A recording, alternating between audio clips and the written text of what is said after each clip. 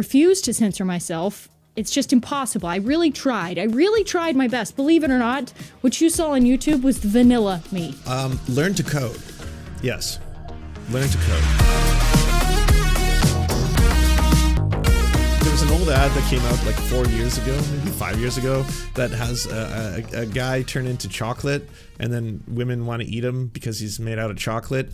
And for some reason, the right found this old ad, and they started saying that it was actually racist towards white people, and that it turned him into a non-white person. And then all of a sudden, women wanted him. So in that, it was kind of like, you know, racist and really hurt their feelings, which also is super strange because that's not what the ad was about at all. It was not him turning into a black or a brown person and then women desired him more, which even if it was the ad, I would find that absolutely hilarious. Maybe you should have your own preconceptions about what beauty standards are and then have the whole world turn upside down. But that's not what the ad was. The ad was 100%. He just turns into chocolate, and then the idea was very simple. Women wanted chocolate. So the ad got posted by a bunch of white supremacists online. They lost their shit. They got so mad about this, and they were like, I can't believe this in this ad. It's despicable. He turns into another race, and then women want him sexually. They're trying to cuck us. We have been cucked. I can't believe this. And then they started using AI to then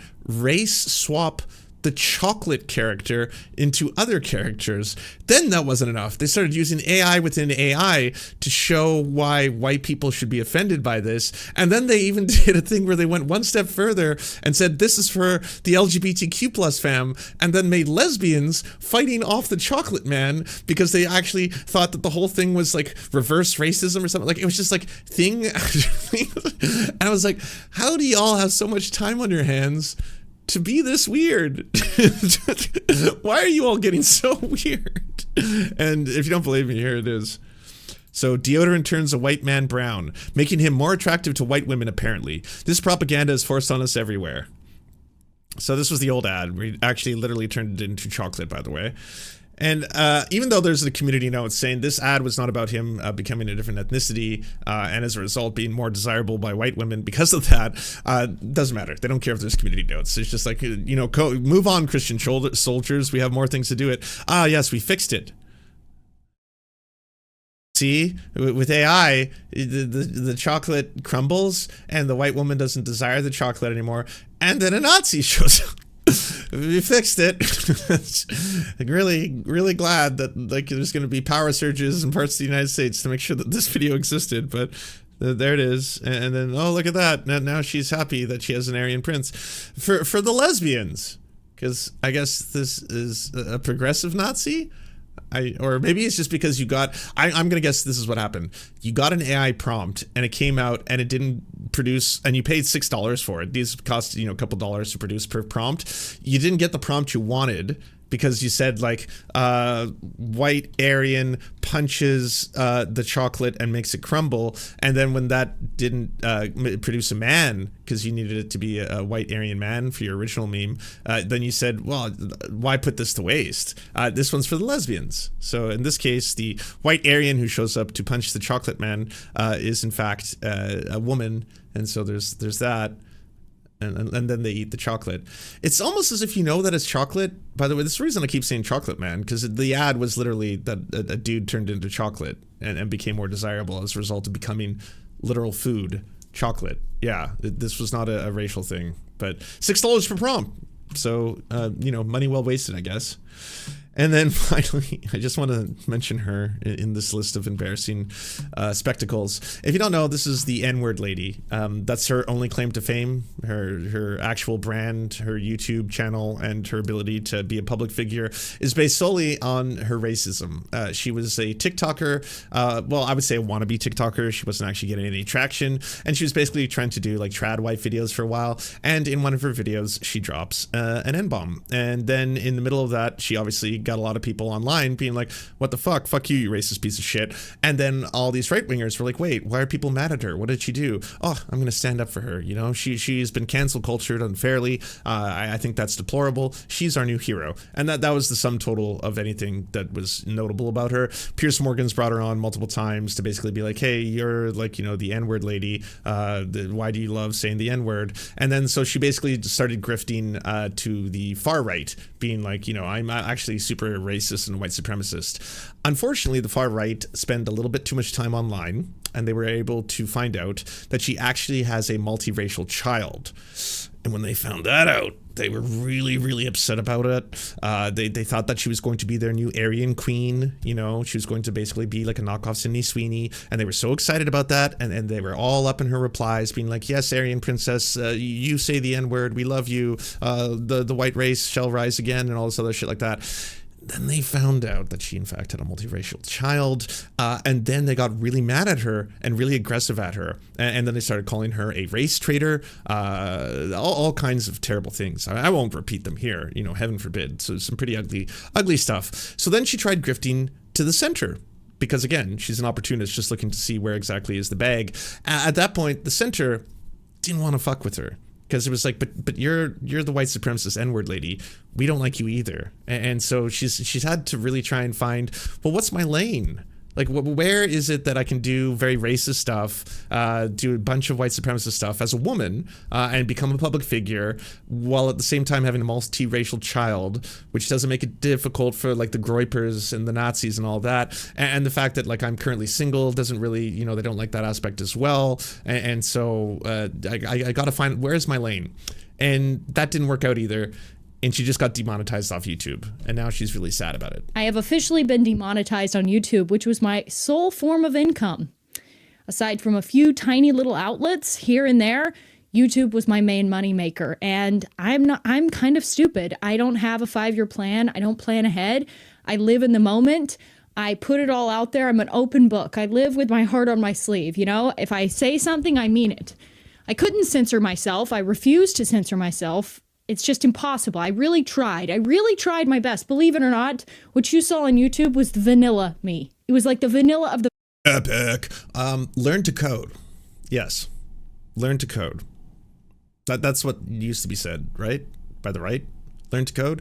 Yeah, get out there, go to school, learn to code, and then get a good job. Hopefully AI doesn't take that job away in the meantime. If you're spending tens of thousands of dollars to learn how to code, not a great time for the coding industry. Funny how that worked out. Well, either way, just pick yourself up by your bootstraps. Clean up your room, as one Jordan Peterson once said.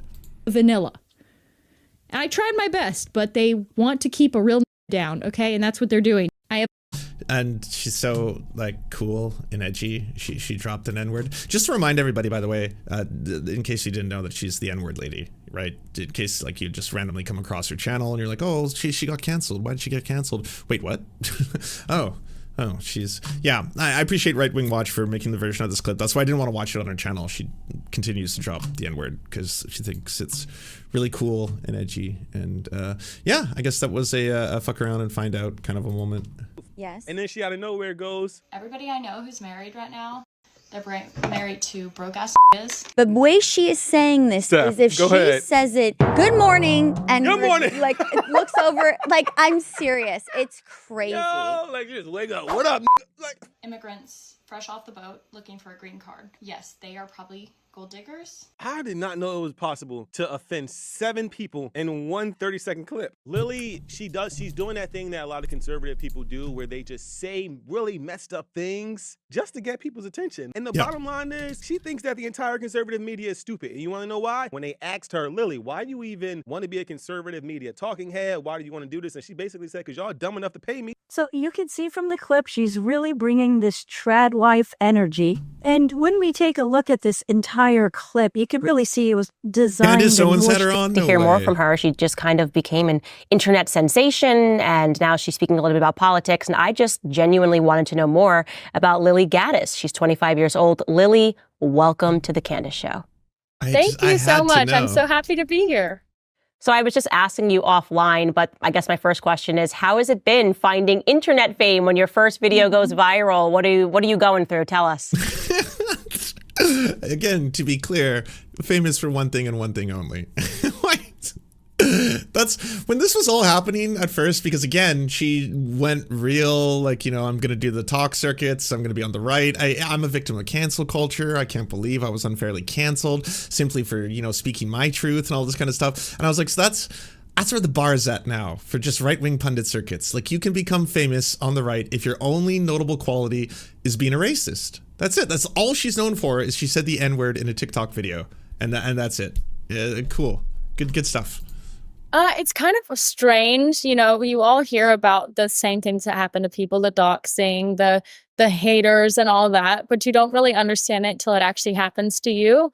So I think it's definitely very interesting. I've gotten to where I kind of like mute it out now, so it doesn't really bother me. But, you know, it's a lot at first. As anyone who's gone through this, as you would know, as anyone else would know who's gone through this, it's a lot. That's for sure. And so... Yeah, so obviously she starts appearing on Tucker Carlson. Piers Morgan. Piers Morgan had her on a number of times just to basically be like, we need someone here who is very proud of saying the N-word.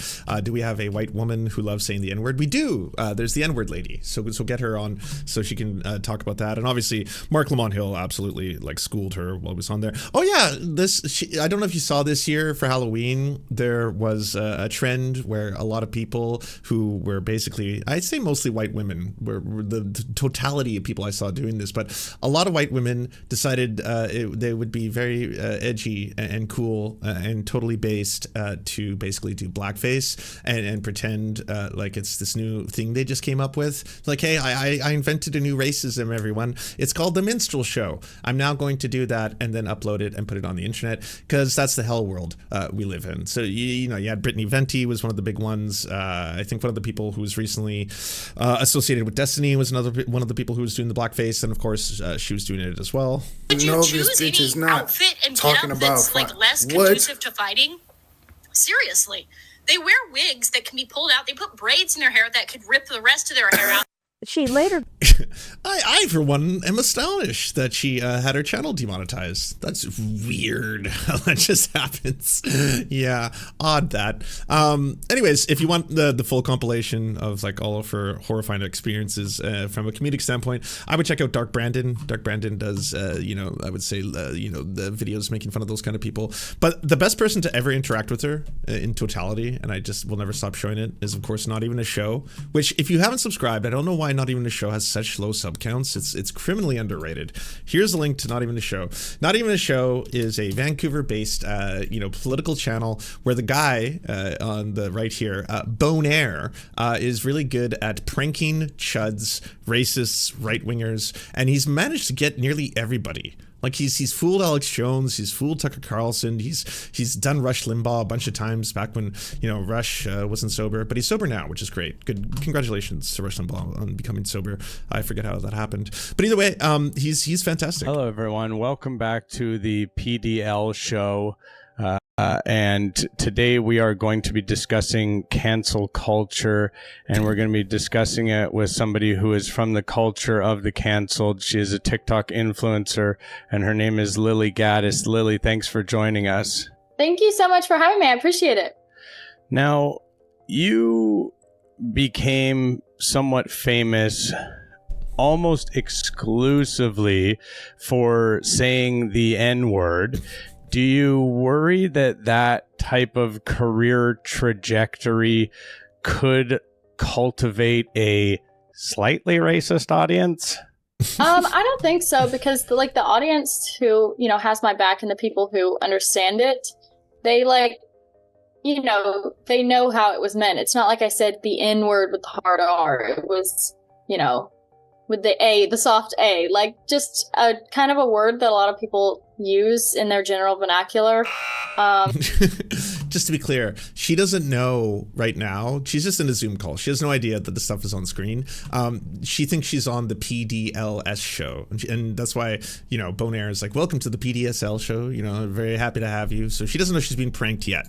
So no, I'm not worried about that. If that happens, that sucks, but that's not my intention. So you did lose your job over the controversy. That led to pretty standard conservative media push. Unfortunately, there was some pushback from the conservatives because I guess you are meant to be a trad wife, which is traditional wife, but you don't have a husband, and they found out that you have a child out of wedlock. And a lot of the people in general, a lot of them said you were like a psyop. And basically, there's a lot of people from the outside who are kind of saying, hey, you know, she would have been better off if she just didn't do that and she just kept her job that had the benefits and everything like that. And because she's not really kind of getting that conservative media push that she was expecting, it's not really sticking. She's not really finding popularity in any kind of avenue whatsoever. Nobody's really... To stress this, she still hasn't caught on at this point. Picking up what she's putting down. But I would say to those haters, if things aren't going well for Lily, then how exactly did she find herself on the PDL show being interviewed by the one and only Bo Nair? Exactly. Like, if this isn't a W, I don't know what is. We're already winning, baby. Exactly. And here we are. I mean, how can you be losing when you're literally on a show that is as popular as the PDL show with Bo Nair? And I was curious. Yeah, I know, right? Lily, do you have any interest in what does the PDL stand for? What does the PDL stand for? Enlighten me. It stands for the Pathetic Desperate Loser Show. That's awesome. I hate to see you go, but have a good time. We do not care. It's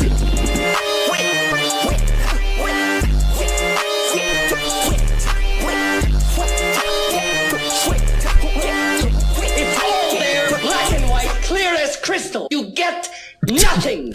You lose. Good day, sir. Oh, the music was on the show live. Yeah, that part is live. So she can hear the soundboard. So she just sitting there. But he didn't inform her what the PDL stood for. So, question for you: is the grift completely dead, or do you still have some sort of dreams of keeping the grift alive and cashing in on the fact that you said a racial slur on social media? This should have been the end. By the way, I still blame the fact that this show isn't popular enough. Not Even a Show should have more subs. Again, everybody, you should go sub to Not Even a Show. Here's the channel, because Bo Nair does very good work. And I think if this clip had gone more mainstream, enough of the right-wingers who are still entertaining her would have been like, oh, she's just a joke. Yeah, we can't salvage this. She doesn't even realize this entire time. This was a 3-minute bit. So much to our patrons for making this show possible. We could not fund it without you. And if you want to join, please check out patreon.com/the Serfs to unlock bonus episodes, uncensored content, and all the good stuff. Thanks to Anna Loves Riley, Addercap, Bobby Lasers, Cheryl Alvarez, Comrade Junkie, Doug Caddy, Everything Important, Hegbard Salim, Multimondi, Omni, Political Papi, Preston Kroll, Quiet One 85, Riley and Anna, Roller Dragon, Cernicus, Stellar Gwyn, Sebastian Demmel, Tigwick, and Words Greenwood.